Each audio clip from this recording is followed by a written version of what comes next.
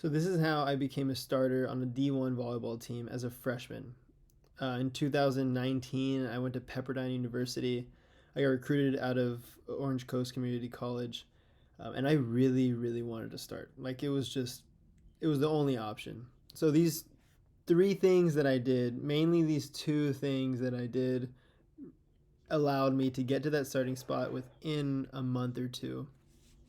Okay, number one thing, we had practice at 7 a.m. So that means we would show up a little bit early to warm up and get the nets set up, and that was just kind of on us. But what I would do is I'd wake up extra early, get down there at 5:30. I'd set up all the nets by myself. There's three of them. It took me about 30 to 40 minutes. And then by that time, one of my assistant coaches would show up, and I would ask him to hit down balls at me. So I was a libero. So he would start off with just free balls, and I just pass a bunch of free balls, and then he'd roll them over, and then he would send in free balls, and then down balls, just kind of a progression going from easier to harder. And then he would be float serving at the end.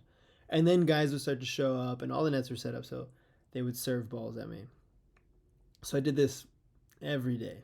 So I'd wake up around like 4:30, just because I like to do my own thing before I have to be anywhere. So I'd wake up, read my Bible, pray, and then get down there at like 5:30. Sometimes a little bit later. But I did that every single day. And it was just those reps. It was like over and over and over again. I could focus on what is it that I'm doing, and I got way more reps than anyone else.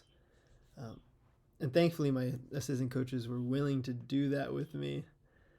So that was just a huge blessing. So that was, I think, one of the most important things that I could have done. Number two was I watched a lot of film. Okay, so we have this thing called volumetrics. Most teams have it. And it allows you to just break down the film by player, by different action that they do. So if it's serve receive, you can type in like, okay, my number was number 9 serve receive, and it just shows all of them. And I was clicking by like frame by frame, watching all of my film from every practice, defense too, and I was just all day watching it. So I don't recommend doing this the way I did it, but I'd be in class, I had my laptop out, and I was just watching film during class. Also, I would watch all the best liberos in the world. So Volumetrics has access to all the best teams in the world. So I'd watch France libero, US libero. France was my favorite, but I'd go to all their serve receive, and I'd go frame by frame, and I'd watch, okay, what are his feet doing? Where is his body leaning? Where are his arms? What's the timing of his steps compared to when they're hitting it? What is he looking at? Where is his spacing? Where is he standing? And I would just analyze it all day. Okay, so I'd find different players that were really good, and I would try to learn how they played. Right. So then once I understood a particular style of one player, I would go to practice and I would try to imitate that as best as I could. And then I would watch the film and see, okay, how was I doing it? Was I doing it just like him? And it wasn't always for me. Like Jania Gribenikov, the France libero, he takes like a lot of steps when he's playing defense, blah, blah, blah. So I tried doing that, and that wasn't necessarily for me, but I tried to do that as well as I could.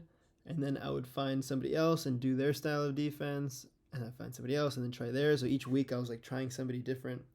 And then I found what worked best for me.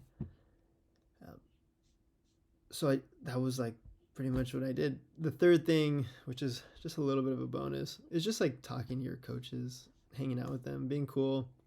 Like I was there early, so I got to talk to some of the assistant coaches and just hang out with them, and just be a nice person. Yeah, I mean, like setting up the nets, like that's like a selfless act that you could do. I mean, it wasn't entirely selfless, but it's just something you do, like help the team out. Just be a good person. But those two main things is just getting a lot of reps. Like I showed up so early every day. I'd go to sleep at like 8:30 because I'd wake up at 4. So, is it worth it to you? That's what I always say. This is, I believe anybody can start on any team.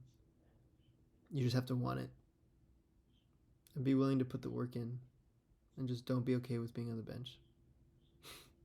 Realize that you can be as good as anyone else, and I think you'll get there.